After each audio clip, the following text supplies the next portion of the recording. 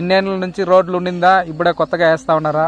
మా తాత వాళ్ళు వచ్చి 35 ఏళ్ళు అవుతా ఉంది, 35-40 ఏళ్ళు అవుతా ఉంది ఇటుకి వచ్చి, ఈ ప్లేస్ కి వచ్చి.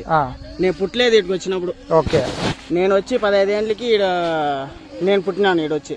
మీ తాత వాళ్ళు ఇక్కడికి వచ్చిన 15 ఏళ్ళకి నేను పుట్టినాను. ఓకే, 35 ఏళ్ళుగా ఎమ్మెల్యేగా టీడీపీ గవర్నమెంట్ ఉంది మా ఊర్లో. కానీ మాకు రోడ్డు లేదు, మమ్మల్ని పట్టించుకునే వాళ్ళు నాదోడు ఎవరు లేదు.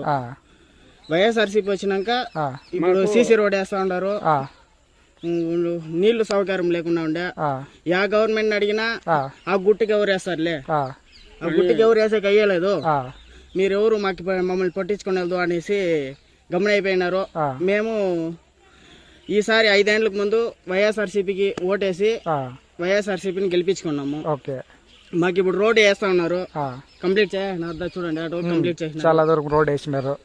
నీళ్ళ సౌకర్యము 3.5-4 ఏళ్ళకి ముందునే వచ్చేసింది మాకు. మొత్తము ఈ ప్రభుత్వం వచ్చిన మాకు రోడ్లు అంతా మారిపోయింది.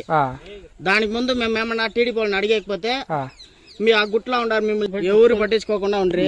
35 ఏళ్ళకి ఎమ్మెల్యేగా గెలుస్తా ఉన్నాడు నారా చంద్రబాబు నాయుడు గారు. కుప్పంలో 35 ఏళ్ళకి ఎమ్మెల్యేగా ఇచ్చేసినారు. కానీ మాకు భరత్ అన్ని ఈసారి గెలిపించి మాకు అన్ని సపోర్ట్ గా, గెలిపికి ముందునే ఇన్ని సపోర్ట్ చేస్తాను, గెలిపిస్తే ఇంకా బాగా సపోర్ట్ చేస్తారనేసి మేము కోరుకుంటున్నాం.